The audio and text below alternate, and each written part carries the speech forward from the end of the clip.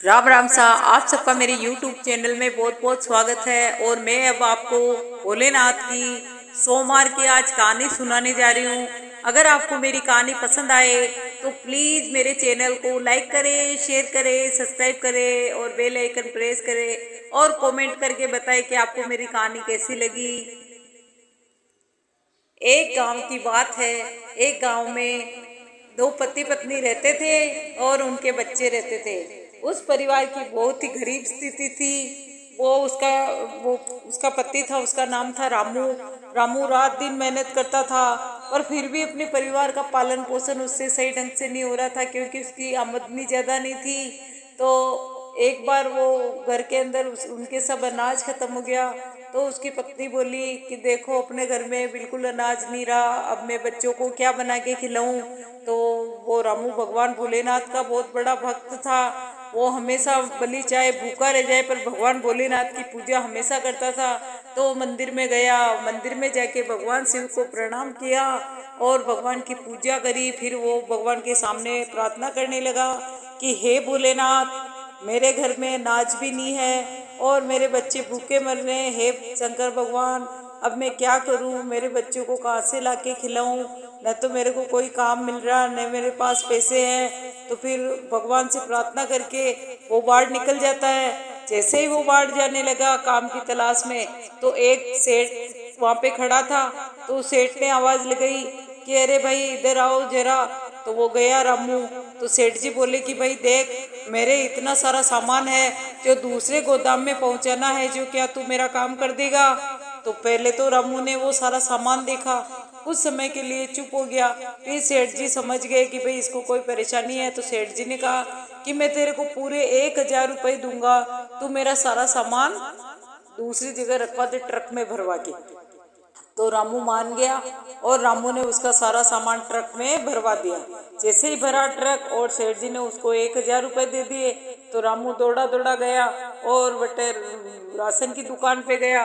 घर के लिए सारा राशन खरीदा और घर पे गया। सारा राशन लेके घर पे जाके अपनी पत्नी से बोला कि देखो सुमित्रा, मैं राशन लेके आ गया हूँ, अब बहुत जोर से भूख लग रही है, तुम फटाफट खाना बनाओ जिससे बच्चे भी खाए, अपन सब खाए, फटाफट खाना बनाओ।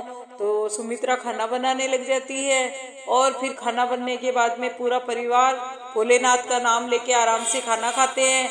पत्नी पूछती कि आज तुम इतने पैसे कहाँ से लाए? तो फिर वो उसका पति बोलता है कि भोलेनाथ की कृपा है, आज सुबह मैंने भोलेनाथ से प्रार्थना करी और देखो भोलेनाथ ने भंडार भर दिए, अपने को इतने पैसे दे दिए। तो फिर वो आराम से खाना वाना खा के फिर उसकी पत्नी को बोला कि देखो ये पैसे लो और इन पैसों को तुम संभाल के रखना, सावन का महीना आएगा तो मैं शंकर भगवान की कावड़ लेके जाऊंगा, भगवान के कावड़ लेके जाऊंगा। तो उसकी पत्नी ने पैसे संभाल के रखे और वह थोड़े थोड़े पैसे इकट्ठे करके और ही पैसे इकट्ठे कर लिए। फिर जब तक सावन का महीना आ गया तो वो सावन के महीने में कावड़ लेने के लिए जाने लगा।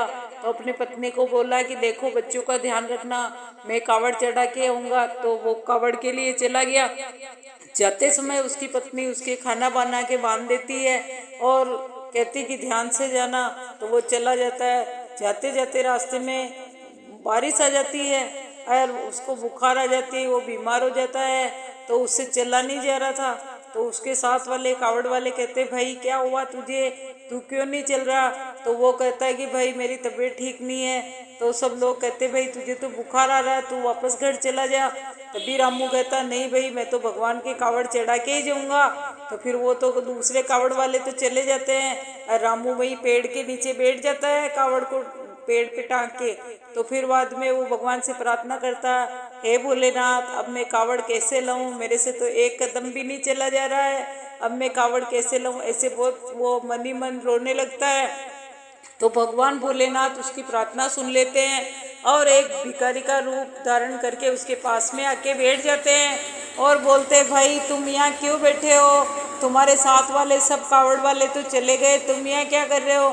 तभी रामू बोलता है कि मेरी तबीयत ठीक नहीं है और मुझे बुखार आ रहा है, एक कदम भी नहीं चला जा रहा है, अब मैं भोलेनाथ के कावड़ कैसे ले जाऊंगा?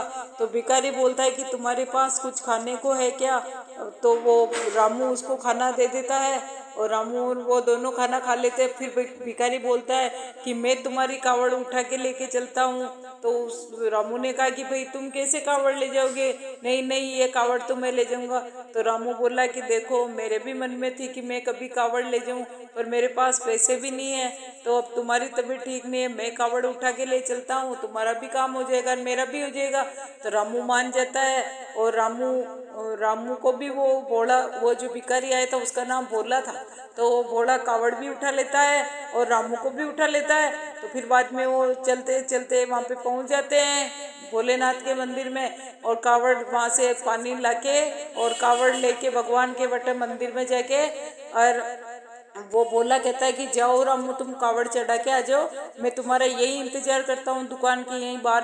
तो वो भोला तो वहीं, भिखारी तो वहीं खड़ा हो जाता है और वो अंदर रामू कावड़ लेके जाता है। जैसे कावड़ ले जाता है वो पूजा करता है और जल जब शंकर भगवान की शिवलिंग पे चढ़ाता है तो बाहर वो भोला खड़ा होता है, उसके ऊपर वो पानी गिरता है, क्योंकि वो तो खुद ही भगवान था भोला। तो फिर बाद में वो भगवान की प्रार्थना करके पूजा करके वापस बाहर निकलता है। जैसे ही बाहर निकल के आता और देखता कि भोला तो पूरा पानी से गीला हो रहा है, तो रामू बोलता है कि भोला भोला, अभी तो बारिश भी नहीं आ रही, तुम गिले कैसे हुए इतने सारे, और तुम्हारे तो सिर पे पानी पानी है। तो फिर भोला बोलता है कि अभी तुमने तो अंदर शिवलिंग पे पानी चढ़ाया था, वो इसलिए मैं गिला हो गया। तो फिर रामू विचार करने लगता है कि यार मैंने तो भगवान पे चढ़ाया था। फिर उसने कहा अरे भगवान, आप भगवान और आपने मेरी कावड़ उठाई और मैं पापी आदमी आपसे काम कराया, 2 दिन तक कावड़ आपने उठाई भगवान।